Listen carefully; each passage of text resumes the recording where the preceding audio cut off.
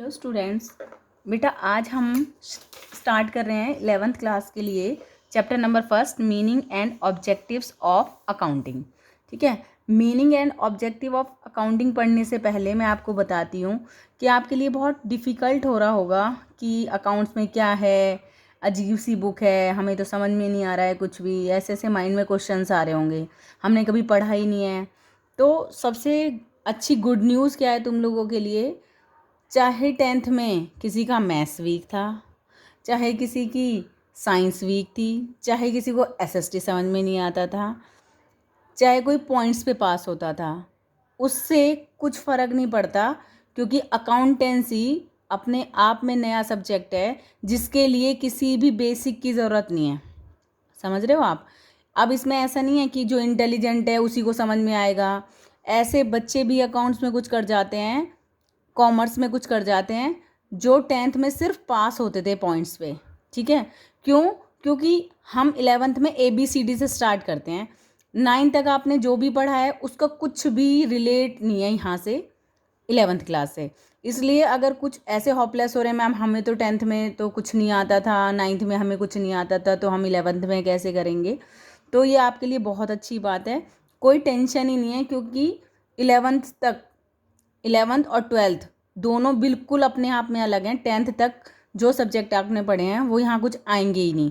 तो एक तरह से कहें A to Z ये नई शुरुआत है आपकी 11th की, तो आपको बहुत अच्छे से करनी चाहिए। ठीक है, एक होता है ना, मुझे फर्स्ट में नहीं आता, मुझे सेकंड में नहीं आता, मुझे थर्ड में, यहाँ पर कोई टेंशन ही नहीं लेनी। मतलब आज से ही आपकी स्टार्टिंग है, तो लगा लो आपको आज ही A for एप्पल सीखना है। ठीक है, चलो, अकाउंटेंसी एक नया सब्जेक्ट है, लेकिन हम देखें तो जो रूल्स है ना, जैसे मैथ्स के बहुत सारे रूल्स ना लाइफ में काम नहीं आते।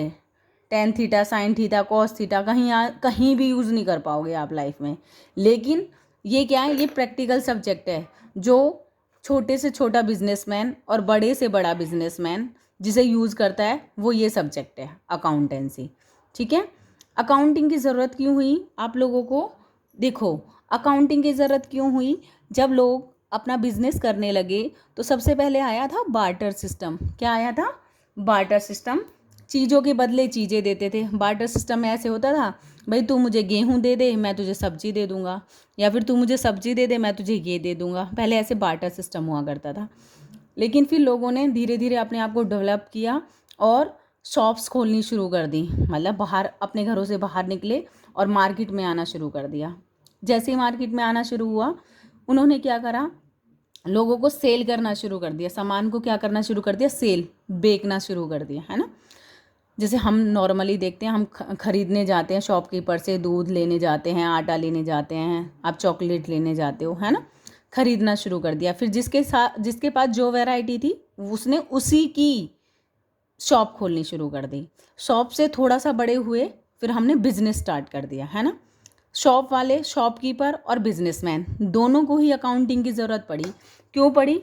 अकाउंटिंग की नीड किस लिए पड़ी? देखो, किससे कितना लेना है, किससे कितना लेना है और कितना देना है।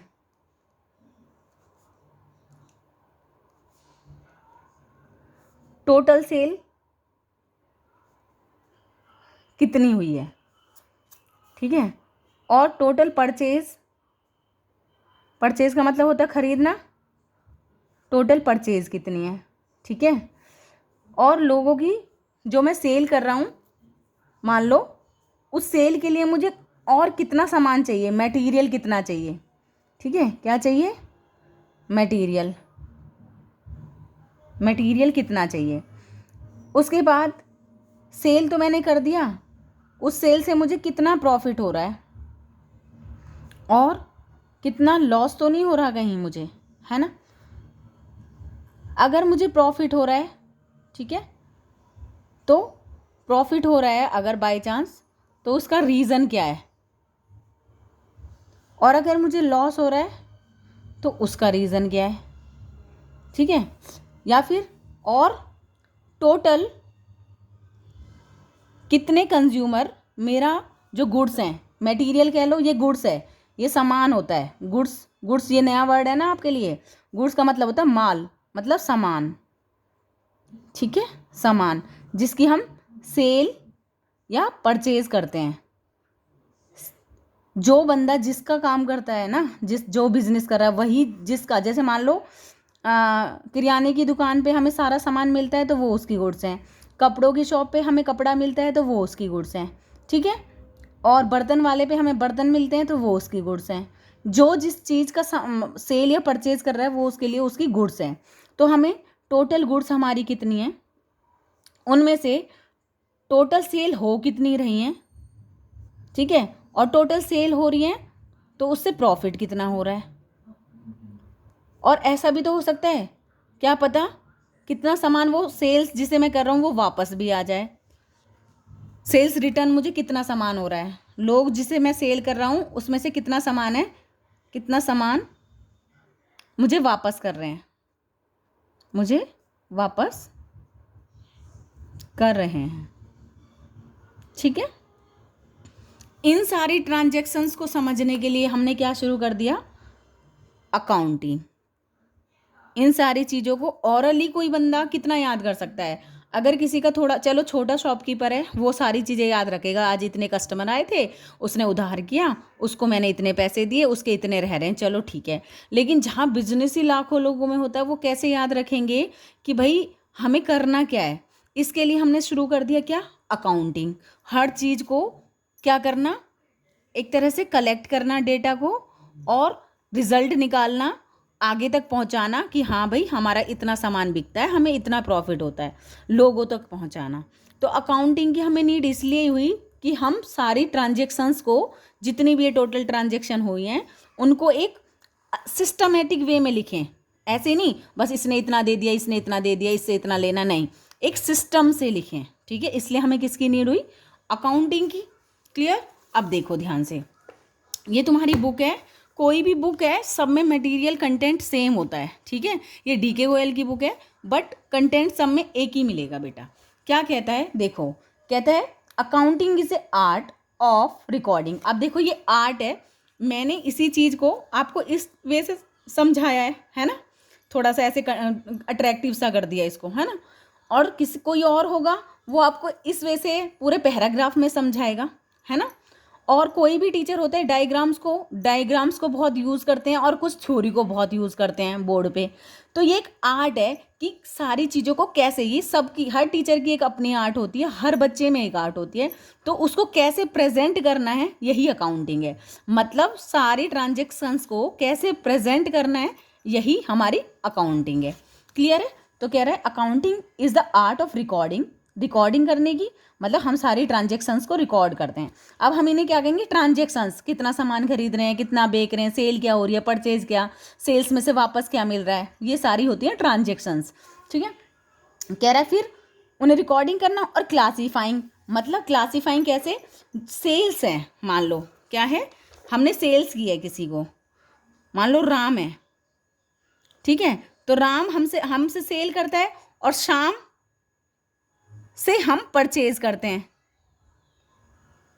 तो हमने क्या करा, राम के अकाउंट को अलग रखा और शाम के अकाउंट को अलग। क्यों, क्योंकि ये हम इससे परचेज करते हैं और इसको हम सेल करते हैं, ये हमारा सेलर है और ये हमारा परचेजर है, ठीक है। तो उनको क्लासीफाई कर देते हैं कि भाई देखो इतने इतने मेरे सेलर हैं, यहाँ से इस राम से मैंने यहाँ यहाँ इतना इतना सामान खरीदा, एक क्लास दे देना, मतलब इसमें सारा मटेरियल एक जगह इकट्ठा कर देना, क्लासीफाइंग। उसके बाद समराइजिंग, वही रिजल्ट टोटल, मान लो 1 मंथ में हमने राम से डेट 4 को परचेज़ किया, 15 को परचेज़ किया, 17 को परचेज़ किया, और इसके बीच में हमने बहुत सारी सेल्स भी की, है ना, सेल्स की, परचेज़ भी की, वापस भी किया, हमने अपना ख़रीदा हुआ भी, जिससे हमने राम से परचेज़ किया था मान लो, उसे वापस भी कर दिया, कुछ लोगों ने हमसे ख़रीदा था, हमें वापस भी कर दिया, बहुत सारी चीज़ें हुई, बहुत सारी ट्रांजेक्शन्स होती हैं 1 मंथ में, है ना। उन सबको समरी निकालना कि ओवरऑल रिजल्ट क्या है, ठीक है, ओवरऑल रिजल्ट क्या है, ये क्या है, accounting. Clear. In a significant manner, significant का मतलब होता है साइंटिफिक, मतलब एक बहुत अच्छे पर्टिकुलर वे में, and in the term of money. और एक और बात इसे बहुत याद रखना, अकाउंटिंग में सिर्फ वही ट्रांजेक्शन्स होंगी जो मनी की टर्म में कैलकुलेट हो सकती हैं। फॉर एग्जांपल, जैसे कंपनी होती है, कंपनी में वर्कर्स हड़ताल कर देते हैं, है ना, हड़ताल कर देते हैं, हमें नहीं पता लगता उस हड़ताल के से हमें कितना लॉस हुआ है। अगर हम उस लॉस को कैलकुलेट नहीं कर सकते, मान लो हम कैलकुलेट नहीं कर सकते, तो वो इसमें नहीं, ट्रांजेक्शन में नहीं आएगा, अकाउंटिंग में हम उसकी कोई ट्रांजेक्शन नहीं करेंगे। यहाँ तक अगर हम उसे, जैसे फॉर एग्जांपल कोई इंसान रोता है ना, उसके आंसू की बहुत कीमत होती है ना। कभी हम बहुत टेंस हो जाते हैं, मतलब हम बहुत अपसेट हैं, हमारे फ्रेंड ने हमसे कुछ कह दिया और हम रोने लग जाते हैं। हम रो तो रहे हैं, हम क्योंकि अपसेट है, हमारा दिल दुखी है, लेकिन उन आंसुओं को आप मेज़र कर सकते हो कि वो आंसू, एक आंसू आपका निकला है तो वो 100 रुपये का है, 200 रुपये का है, 300 का है, ऐसा कुछ मेज़र कर सकते हो? नहीं ना। तो कभी भी इसकी रिकॉर्डिंग नहीं हो सकती, मतलब जो फीलिंग्स हैं उनकी कोई रिकॉर्डिंग नहीं होगी। जिस चीज़ को आप मनी में मेज़र कर सकते हो उन्हीं टर्म को अकाउंटिंग में लिखते हैं। क्लियर? कह रहा है ट्रांजेक्शन्स हैं, ट्रांजेक्शन्स मतलब वही लिखना, एंड इवेंट्स, दोनों यही बात होती है कि in the term of money, transactions and event, कि क्या कब घटित हुआ है, ठीक है, which are in part at least of financial character and interpreting the result therefore. वो कह रहा है जो किसी फाइनेंशियल ईयर को, ऐसा नहीं एक बार इस साल का लिख दिया, फिर 5 साल बाद मन किया फिर लिख दिया, ऐसा नहीं। एक फाइनेंशियल ईयर जो कि क्या होता है, 1 अप्रैल से लेके 31 मार्च तक होता है हमारा एक फाइनेंशियल ईयर। तो उस सारी ट्रांजेक्शन्स को एक जगह लिखना, सारे इवेंट्स को एक जगह लिखना, सारी ट्रांजेक्शन्स को एक जगह लिखना ही अकाउंटिंग कहलाता है। कह रहा है interpreting the result therefore, और वहाँ से रिजल्ट को आगे पास कर देना कि भाई हम तो प्रॉफिट में, या फिर हमारा बिजनेस तो डूब रहा है, हम तो लॉस में, उन्हीं जितना ये कंक्लूजन निकला है उसको सारा आगे पास कर देना, यही बेटा अकाउंटिंग है। क्लियर हो गया मीनिंग? हम थ्योरी 11th की थ्योरी मैटर करती है, मतलब अच्छी थ्योरी है, इंपॉर्टेंट है, क्योंकि 40 मार्क्स जिन बच्चों का थोड़ा अकाउंट्स वीक है वो थ्योरी से आराम से पास हो जाते हैं। लेकिन हमारा मेन टारगेट क्या है कि आपको प्रैक्टिकल अच्छे से आए। अकाउंट्स लेने का फ़ायदा ही वह है कि आपको प्रैक्टिकल बहुत अच्छे से आए और थ्योरी की आपको नॉलेज हो, तो हम नॉलेज ही आपको दे रहे हैं, ठीक है। अब कहते हैं, अब हमें ये पता लग गया, अब ओवरऑल हमें पता लग गया भाई अकाउंटिंग होती क्या है, थोड़ा थोड़ा हमें पता लग गया। उसके बाद देखो ध्यान से, वो कहते हैं उसके कैरेक्टर्स क्या हो सकते हैं। मैं चाहूँ तो इस पे भी लिख दूंगी, लेकिन बुक में इतना सारा कंटेंट है, मतलब अच्छा है, आपको थोड़ा सा और लाइव में दे सकती हूँ ऐसे एग्जांपल्स। कह रहे हैं accounting is an art as well as science. Art कैसे है, मैंने बताया है आपको कि कैसे आप रिप्रेजेंट करते हो, कैसे आप रिकॉर्ड करते हो, कैसे हर क्लास में, मतलब सेल वाले को अलग, परचेज वाले को अलग, सेल्स रिटर्न वाले को अलग, कैसे क्लास में आप क्लासीफाइंग करते हो और फिर कैसे आप उससे रिजल्ट निकालते हो। This is an art. Clear? और दूसरा साइंस कैसे है, क्योंकि ये रूल्स पे बेस्ड है। मैंने बताया आपको फीलिंग्स की कोई वैल्यू नहीं होती यहाँ पर, अकाउंटिंग में फीलिंग्स की कोई वैल्यू नहीं, क्योंकि आप उसे मनी में मेजर नहीं कर सकते। जैसे साइंस में कुछ रूल्स होते हैं ना, मतलब कुछ बहुत सारे रूल्स होते हैं ना जिसे हम प्रूव कर सकते हैं, सेम वैसे ही अकाउंट्स में भी क्या होते हैं, रूल्स एंड रेगुलेशंस होती हैं।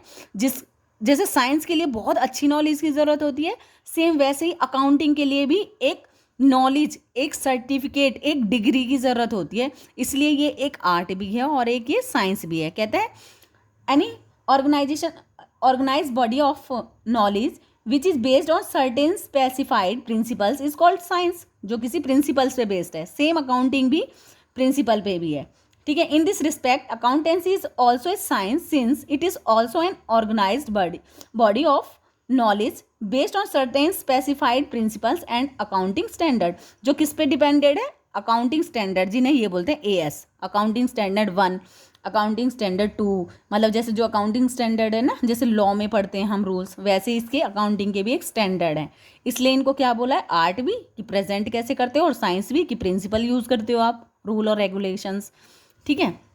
कहता है recording of financial transactions only. मैंने बता दिया जो मॉनेटरी टर्म में होती हैं उन्हीं को ही हम यूज़ करते हैं। वो कहता है बिजनेस में हम सिर्फ उन्हीं ट्रांजेक्शन्स को लिखते हैं हम जो हमारी फाइनेंशियल ट्रांजेक्शन्स हैं, मतलब जिनसे हमें कुछ पैसा आ रहा है या हमारा कुछ पैसा जा रहा है, ठीक है, उन्हीं को आप क्या करोगे, रिकॉर्डिंग करोगे आप उन्हीं ट्रांजेक्शन्स की। क्लियर है? उसके बाद कहता है recording in the terms of money, same वही बात है। कह रहा है कि मनी में मेजर कर सकते हैं। जैसे फॉर एग्जांपल वो कहता है each transaction is recorded in the book term of money only. If example businessman purchase करता है 200 चेयर और 10 टेबल, ठीक है, there values in the term of money will be recorded in the book. हम ऐसे नहीं लिख सकते 200 चेयर लाए हैं, 10 ये लाए, नहीं, पहले उसको किस में कन्वर्ट करना पड़ेगा, मनी में, कि एक चेयर कितने की है, तो 200 चेयर कितने की हैं, मतलब उनको कैश की फॉर्म में पैसा कितना गया उनसे, हमें उस मनी की फॉर्म में उसको लिखना पड़ेगा। ठीक है, 5 ट्रक है, 200 मीटर लैंड है, ये ऐसे हम नहीं लिख सकते हैं। क्लियर, उसको कैसे लिखना पड़ेगा, देखो जैसे फॉर एग्जांपल किस फॉर्म में लिखना पड़ेगा, कैश इतने रुपीज़ का है, लैंड इतने करोड़ का है, और ट्रक्स इतने लाख के हैं, मशीनरी इतने लाख के हैं, गुड्स। मतलब जब तक हम ऐसे टेबल चेयर नहीं लिख सकते, मटेरियल नहीं लिख सकते, हम उसको किसकी फॉर्म में लिखेंगे, कैश की फॉर्म में, या मतलब मॉनेटरी फॉर्म या फिर मनी की फॉर्म में। क्लियर हो गया? ठीक है, नेक्स्ट है आप लोगों का क्लासीफाइंग। तो वही वो कहता है जो यहाँ पर एक और पॉइंट है जो कहता है जो स्मॉल बिजनेस होता है ना वो सिर्फ जर्नल ही लिख देते हैं। जर्नल मतलब एक ही जगह सारे ट्रांजेक्शन लिख देते हैं। जर्नल में आपको बताऊंगी कि चैप्टर नंबर 9 टोटली जर्नल पर ही है। अभी जर्नल में जाओगे, मैम जर्नल क्या होता है, जर्नल क्या, कंफ्यूज हो जाओगे। जर्नल करेंगे बहुत अच्छे से करेंगे। ठीक है, कहते हैं जर्नल में ही लिख सकते हैं, मतलब एक ही पेज पे अलग से सारी बुक्स, मैंने जैसे बताया राम से मैंने परचेज किया है तो परचेज बुक, किसी को मैंने सेल किया है तो सेल बुक। अलग अलग बुक्स की ज़रूरत नहीं होती किसमें, छोटे बिजनेस है जो। लेकिन जहाँ बड़ा बिजनेस होता है वहाँ पर कैश बुक, सेल्स बुक किसके लिए होती है, जहाँ पर हम बेचते हैं। और सेल्स बुक हमेशा क्रेडिट सेल, ये वर्ड अंडरलाइन कर लो, बच्चे बहुत कंफ्यूज होते हैं। क्रेडिट सेल के लिए, अब कहेंगे मैम क्रेडिट सेल के लिए सेल बुक क्यों, अरे कैश में अगर सेल किया है तो कैश आएगा ना, तो वो कैश बुक में जाएगा। क्रेडिट सेल के लिए सेल बुक, क्रेडिट परचेज के लिए परचेज बुक, क्रेडिट सेल को अगर रिटर्न हो गया तो sales return book, credit purchase हमने किया था हमने उसे वापस कर दिया, purchase return, bill receivable, bill payable. अभी बहुत डीपली में नहीं जाना, लेकिन हाँ ये बुक्स नॉर्मल है जो हम डेली लाइफ में करते हैं। ठीक है, क्लासीफाइंग में कहता है वही सेम, कहता है हम जब लेज़र में उन्हें पहले सबसे पहले क्या करते हैं, हम हमेशा लेज़र में ट्रांसफ़र करते हैं, जर्नल में ट्रांसफ़र करते हैं। जर्नल में ट्रांसफ़र करना कहलाता है जर्नलाइज करना, क्या करना कहलाता है, जर्नलाइज। और लेज़र में फिर हम क्या करते हैं, जैसे फॉर एग्जांपल देखो ध्यान से, मान लो मैंने एक जर्नल कर ली रूल्स के साथ, मेरे पास पैसा आया तो मैंने लिख दिया कैश अकाउंट डेबिट। अभी तुम सोचोगे मैम ये कैश अकाउंट डेबिट क्या होता है, वो मैं आपको समझाऊंगी। टू राम से मान लो मेरे पास पैसा आया, तो जब मैं राम का अकाउंट बनाऊंगी ना, ये है जर्नल। सबसे पहले जो भी एक दिन की ट्रांजेक्शन्स होती हैं सबको हम लिख लिया करते हैं। राम से आया, शाम से सेल किया, उसने परचेज रिटर्न किया, उसने सेल्स रिटर्न, हम सारी ट्रांजेक्शन्स को लिख लेते हैं एक रूल्स की फॉर्म में, मतलब रूल रेगुलेशन के साथ हम सबको लिख लेते हैं। तो जो छोटे बिजनेसमैन होते हैं ना उनका तो इसी से ही काम चल जाता है, जर्नल से ही। लेकिन जो बड़े बिजनेसमैन होते हैं वो क्या करेंगे, क्योंकि राम की कम से कम 10 ट्रांजेक्शन्स हुई होंगी, आराम से 10 से 20 30 भी हो सकती हैं, है ना। वो क्या करेंगे, एक राम का अकाउंट बनाएंगे।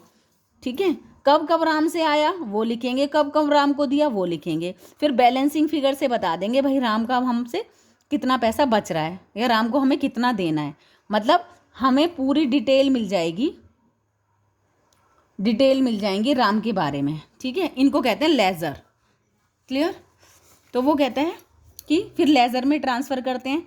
फिर हर एक लेज़र को मतलब सैलरी अकाउंट, एडवर्टीजमेंट अकाउंट, सब सारी लेज़र्स में अलग अलग सारी चीज़ें लिखते हैं, एक ही बंदे की सारी इन्फॉर्मेशन होते हैं, तो उनको एक क्लास आइडेंटिफाई हो जाती है कि ये सेल से है, ये परचेज से है, ये सेल्स रिटर्न से है, ये परचेज रिटर्न से है, ये एसेट है, मतलब सारी ट्रांजेक्शन्स। क्लासीफाइंग मतलब उनको एक ग्रुप में डिवाइड कर देना। समराइजिंग वही सेम, इन सारी ये ट्रांजेक्शन्स तो हमने कर ली, अब उनसे हमें रिजल्ट निकालना है। रिजल्ट क्या होगा, अब एक बात बताओ, आपने सारे ट्रांजेक्शन्स किए हैं, इससे ये रिजल्ट हो सकता है या तो मेरा बिजनेस प्रॉफिट में है या मेरा बिजनेस लॉस में है। और अगर प्रॉफिट में है तो मुझे पता लग जाएगा क्यों है, और अगर लॉस में है तो मुझे पता लग जाएगा क्यों है। सारी चीज़ें जब मेरे पास लिखी हैं तो क्या होता है, एंड में हम क्या करते हैं, हम फर्म की बनाते हैं बैलेंस शीट, जिससे हमें रियल में पता लग जाता है क्या मेरी फर्म बिल्कुल सही प्रॉफिट अर्न कर रही है या मैं लॉस में जा रहा हूँ। तो समराइजिंग का मतलब होता है सारांश, मतलब रिजल्ट। ठीक है, रिजल्ट निकालना। क्लियर, तो ये हो गया अकाउंटिंग। उसके बाद कहते हैं एक अकाउंटिंग है ना, एक लॉन्ग टाइम चलने वाला प्रोसेस है, ये चलता रहता है, वेरी इंपॉर्टेंट है ये, ठीक है। Accounting is a process. कैसे है अकाउंटिंग प्रोसेस? सबसे पहले तो ट्रांजेक्शन्स होंगी, मतलब राम आया बिजनेस में, राम को मैंने सेल किया, तुरंत एक ट्रांजेक्शन लिख देंगे, हमें पता लग गया भाई आज राम आया, राम की ट्रांजेक्शन होनी है, ठीक है, और मैंने उसको क्या किया था, सेल किया था। उसको मैं क्या करूँगी, तुरंत थोड़ी देर में ही जर्नल में लिख लूँगी, साथ के साथ राम की जर्नल बना लूँगी। जर्नल, अब तुम सोचोगे मैम ये क्या होता है, ये इस टाइप से होता है, आगे हम रूल्स के साथ पढ़ेंगे। उसके बाद फिर राम से रिलेटेड सारी ट्रांजेक्शन्स को एक ही जगह लिख देना ही, लेज़र में ट्रांसफ़र कर दूंगी मैं उसको। फिर मैं देखूंगी ट्रायल बैलेंस कि कितना मेरा डेबिट है, डेबिट का मतलब हो रहा है कितना मेरा लेना है और कितना मुझे देना है, टोटल में देख लूँगी कि जितना मैंने लिया है उतना ही मुझे देना है। ट्रायल बैलेंस में ही होता है डेबिट और क्रेडिट, डेबिट क्रेडिट अभी डीपली पढ़ेंगे नेक्स्ट चैप्टर में। तो कितना मेरा डेबिट है और कितना मेरा क्रेडिट है, क्रेडिट का मतलब होता है देना और डेबिट का मतलब होता है लेना। तो ये ट्रायल बैलेंस बना लेते हैं हम इनके बेस पर। फिर उसके बाद हम P&L कि मुझे प्रॉफिट हो रहा है या लॉस हो रहा है, या जितना मैंने पैसा लगाया था उतना ही मैं रिसीव कर रहा हूँ कि नहीं कर रहा हूँ, मतलब एसेट्स और लाइबिलिटी, ये भी हम वर्ड आगे पढ़ेंगे, ठीक है। ये एक प्रोसेस चलता है, सबसे पहले ट्रांजेक्शन होंगी, उसको जर्नल में हम लिख देंगे, जर्नल से फिर हम लेज़र में पोस्टिंग कर देंगे बेटा। फिर हम ट्रायल बैलेंस, सारी जितनी भी हमने अब तक जर्नल और लेज़र बनाए सबका ट्रायल बैलेंस देखेंगे कि जितना डेबिट हो रहा है उतना ही क्रेडिट हो रहा है क्या। और उसके बाद हम financial position of the business जान लेंगे, जो P&L और बैलेंस शीट से हमें पता लग जाएगा। फिर से हम ट्रांजेक्शन करेंगे, फिर से जर्नल लिखेंगे, फिर से ये प्रोसेस चलता रहता है हमेशा। क्लियर? देख लो, ये प्रोसेस हमेशा चलता रहता है। क्लियर? ओके। उसके बाद है ये, इसमें ही था, समराइजिंग कर लिया था। फिर इंटरप्रेटिंग द रिजल्ट, मतलब कंक्लूजन निकाल लेना होता है। जो भी प्रोप्राइटर्स होते हैं, मैनेजर्स होते हैं, क्रेडिटर, ये सारे वर्ड तुम्हारे लिए बड़े टफ लग रहे होंगे, लेकिन आगे हम पढ़ लेंगे। प्रोप्राइटर वो होता है जिसका बिजनेस होता है, मैनेजर जो उसको मैनेज कर रहा होता है, उन सबको रिजल्ट बताते हैं हम, भाई ये चल रहा है बिजनेस में। उसके बाद हम उसे कम्युनिकेटिंग का मतलब होता है आगे पास कर देना।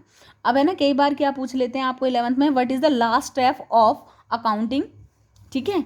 लास्ट स्टेप क्या है, तो कम्युनिकेटिंग है, वो आपको क्या कहेगा 1 मार्क्स में कि जो अकाउंटिंग का लास्ट जो स्टेप है वो क्या है, तो कम्युनिकेटिंग है। और फर्स्ट स्टेप क्या है, हम सबसे पहले क्या करते हैं बेटा, सबसे पहले हम रिकॉर्डिंग करते हैं, है ना, और लास्ट में समराइजिंग या कम्युनिकेटिंग, ये आपको ऑप्शन देता है। चलो ठीक है, ये तो कोई नहीं, यहाँ तक समझ में आ गया। अब बहुत इजी से हैं ये, और फटाफट करते हैं। ऑब्जेक्टिव्स ऑफ अकाउंटिंग कहता है to keep systematic record of the business. और क्या ऑब्जेक्टिव का मतलब है, अब भाई देखो एक बात बताओ, हम क्यों पढ़ रहे हैं अकाउंटिंग, हम यही तो चाह रहे हैं कि हम भी अपने बिजनेस का सिस्टमैटिक, एक सिस्टम से कितना क्या हुआ है, पूरे बिजनेस के एक एक ट्रांजेक्शन को सिस्टम से लिखें। इसलिए तो हमें अकाउंटिंग की ज़रूरत है, वरना तो हमने आप ले रखा था एक रजिस्टर, उसमें सब कुछ ट्रांजेक्शन्स करे जा रहे थे, लेकिन हमको बहुत सारी चीज़ें मिस हो रही थी। हमने सोचा नहीं, क्योंकि ये रूल्स के साथ लिखेंगे तो बिज़नेस आगे भी जाएगा और पिछले साल से कंपैरिजन भी कर पाएंगे, तो हमने क्या करा, एक सिस्टम से लिखना शुरू कर दिया। फिर कहता है टू कैलकुलेट प्रॉफिट और लॉस। ऑब्वियसली मैं किसके लिए कर रही हूँ ये सब, कि मुझे ये पता लगे एंड में, एंड वाला यही था ना कि प्रॉफिट और लॉस पता लगे, तो हमें ये पता चले भाई कितना प्रॉफिट हुआ है, कितना लॉस हुआ है, मतलब मेरी कितनी इनकम्स हुई हैं, है ना, और कितने मेरे एक्सपेंसेस हैं। समझ में आ रहा है आपको? ठीक है। अगर इनकम्स ज़्यादा हैं, ये वर्ड भी है यहाँ पर, अगर इनकम्स ज़्यादा हैं, इनकम का मतलब होता है पैसा आना है, और एक्सपेंसेस, आपको पता है एक्सपेंसेस क्या होते हैं, खर्चे। अगर इनकम ज़्यादा है तो प्रॉफिट हो रहा है, और एक्सपेंसेस ज़्यादा हैं तो हमें लॉसेस हो रहे हैं। यहाँ तक समझ में आ गया। फिर कहता है इसी में ही कह रहा how much goods have been purchase during the year. इससे ये पता चलता है कि हमने कितना खरीदा, हमने कितना सेल किया, कितना हमारा ऐसा सामान है जो अनसोल्ड है, और जो है उसकी वैल्यू कितनी है, कितना हमारे टोटल एक्सपेंसेज हुए। ये सारी चीज़ें हमें किससे पता चलता है, अकाउंटिंग से। उसके बाद कहता है to know the exact reason leading of the net profit और लॉस, नेट लॉस। वो कहता है हमें पता लगता है एग्जैक्ट रीज़न क्या है कि हमें प्रॉफिट हो रहा है या लॉस हो रहा है, उसका एग्जैक्ट रीज़न हमें पता लग जाता है।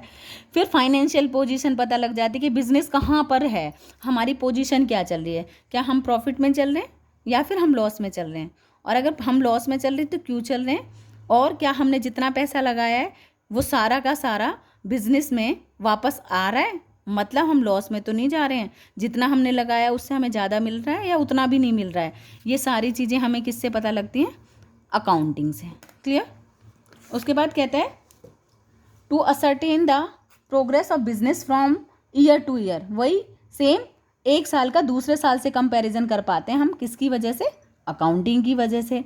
वो कहता है एरर्स और फ्रॉड को कम हो जाता है। अब जैसे मान लो मैंने जब सारी चीज़ें लिखा है और मुझे पता लग रहा है मेरे जो बिजनेस है ना उसमें 50,000 की कुछ कमी आ रही है, कैश 50,000 से कम है, तो हम उस जो भी हमसे गलती हुई है या फ्रॉड हुए हैं, किसी ने चोरी कर ली है, हमें ये सारा पता लग जाएगा कि पैसा भाई गया कहाँ। ठीक है, यहाँ तक समझ में आ गया। उसके बाद कहता है इन्फॉर्मेशन टू, वही provide information to various parties. हाँ, हम इसलिए तो अकाउंटिंग कर रहे हैं, हम अपना रिजल्ट तैयार करेंगे, फिर हम जो हम में इंटरेस्टेड हैं, कोई भी है, चाहे वो ऑनर है, चाहे वो इन्वेस्टर है, जो हमारे बिजनेस में लगे हुए हैं, चाहे वो बैंकर है, चाहे वो एम्प्लॉय है, चाहे वो गवर्नमेंट है, सबको हम इन्फॉर्मेशन प्रोवाइड कर देंगे। क्लियर हो गया ऑब्जेक्टिव्स तक?